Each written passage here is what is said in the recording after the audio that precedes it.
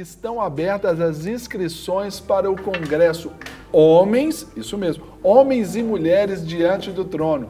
O evento acontecerá nos próximos dias 6, 7 de agosto, aqui de 2015, no Centro de Convenções Expo Minas e aqui em Belo Horizonte, claro. E esse congresso ele traz esta novidade, é que neste ano haverá participação masculina no evento e as ministrações tanto para as mulheres quanto para os homens, elas acontecerão no próprio espaço ali do Expo Minas, e que é considerado um dos maiores centros de eventos e convenções aqui do nosso país. E para falar sobre este evento tão grande e importante aqui, claro, aquele que está pensando, sonhando, idealizando, eu tenho certeza que essa novidade teve o dedo, a mão e a cabeça dele, Pastor Gustavo Bessa.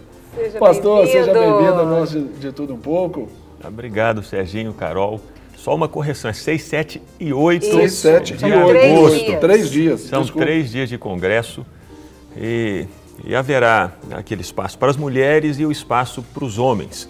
Não é assim um congresso de casais, ainda que os casais possam vir e devam vir, os dois presentes aqui no congresso, mas haverá a ministração para os homens e a ministração para as mulheres ali no Expo Minas, 6, 7, 8 de agosto. Pastor, tradicionalmente esse congresso ele nasceu para as mulheres. A data é para o Congresso das Mulheres Diante do Trono. Como que foi essa inserção aí do Congresso Homens e Mulheres Diante do Trono? Incluindo nele, eu sempre estou em todos os congressos de mulher.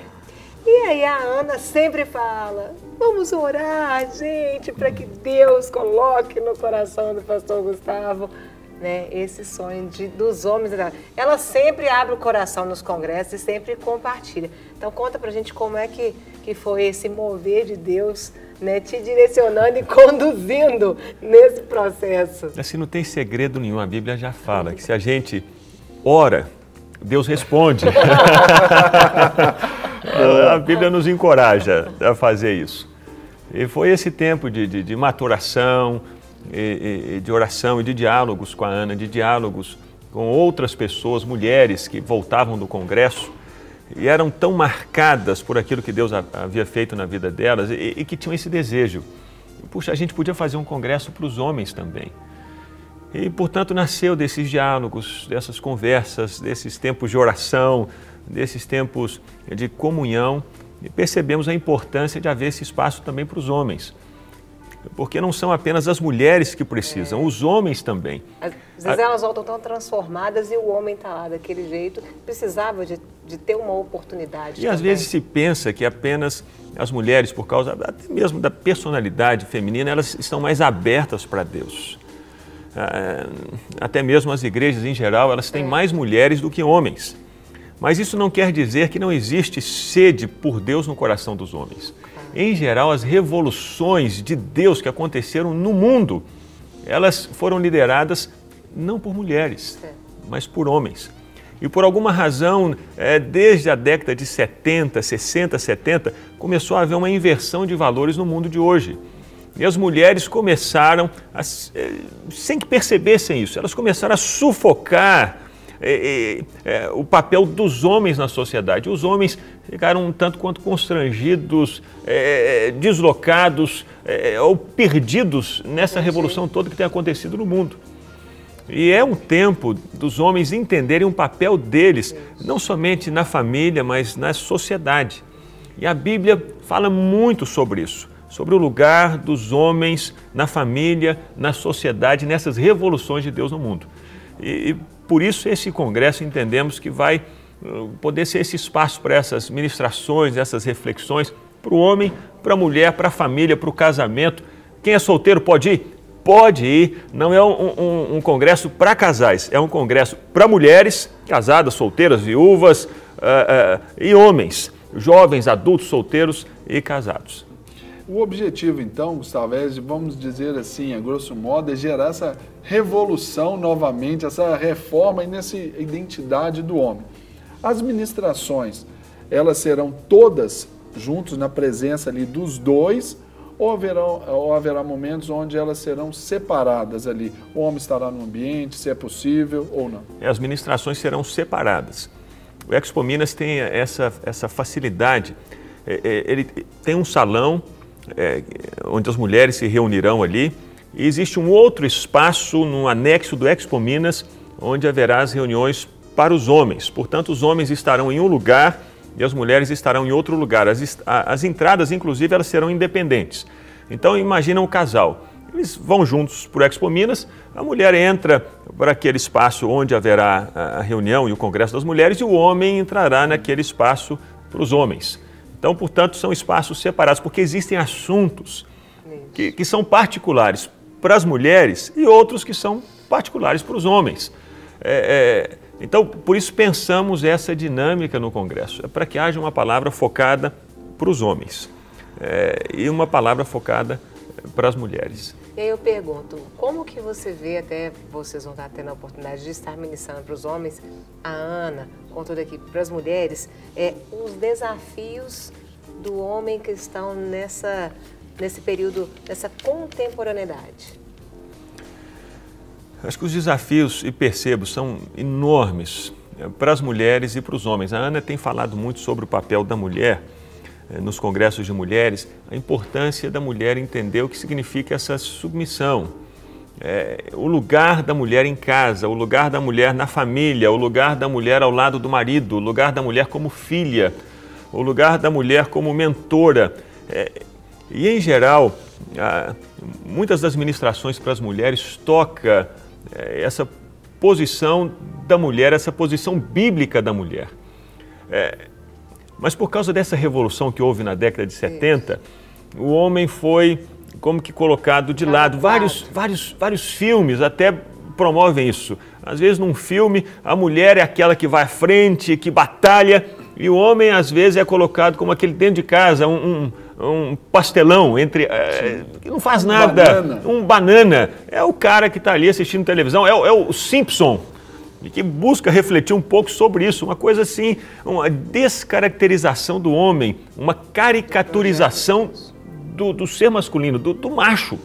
Mas não é isso que a Bíblia fala sobre o homem.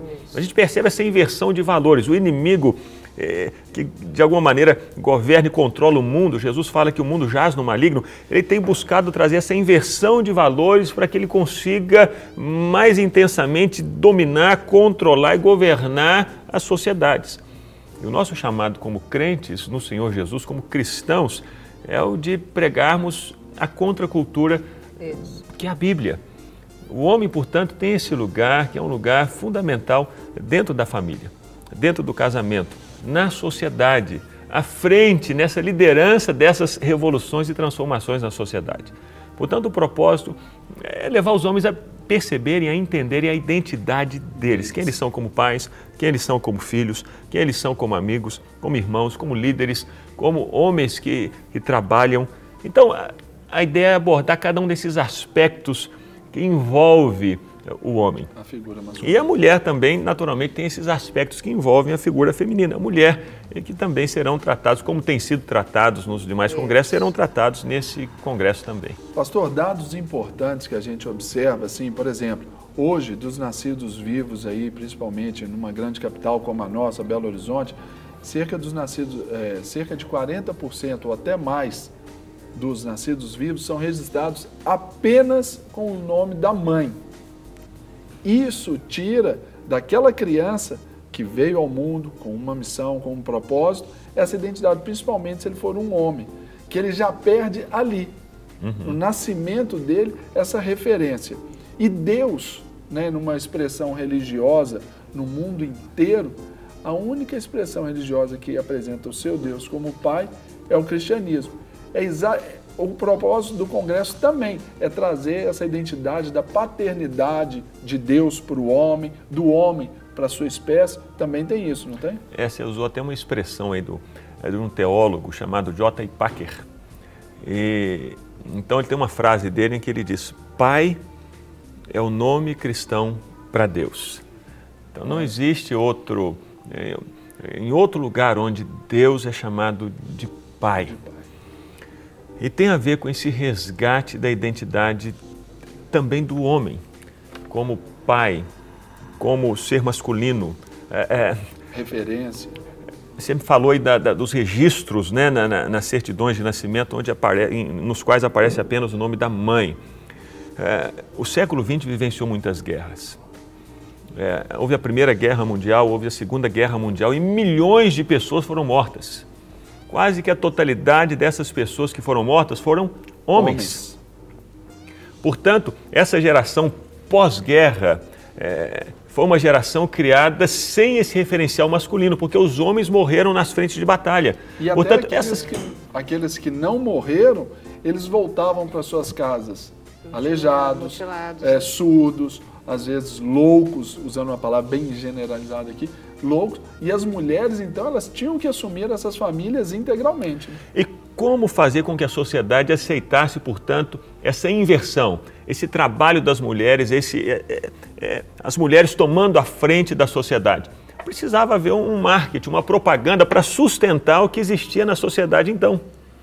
Então, houve uma série de fatores que contribuíram para que o homem fosse perdendo esse lugar na sociedade, na família, no trabalho, nas empresas, inclusive as guerras. Essa mudança da sociedade, em que as mulheres eram maioria, que precisavam construir as cidades que haviam sido destruídas, precisavam trabalhar nas indústrias porque não havia mais mão de obra, precisavam ocupar os lugares de liderança da sociedade porque os homens, a maioria deles havia sido morta na guerra. Então, houve essa também máquina da propaganda que precisou se desenvolver para sustentar essa nova realidade da sociedade. E de onde vinham as informações para que as demais partes do mundo fossem influenciadas?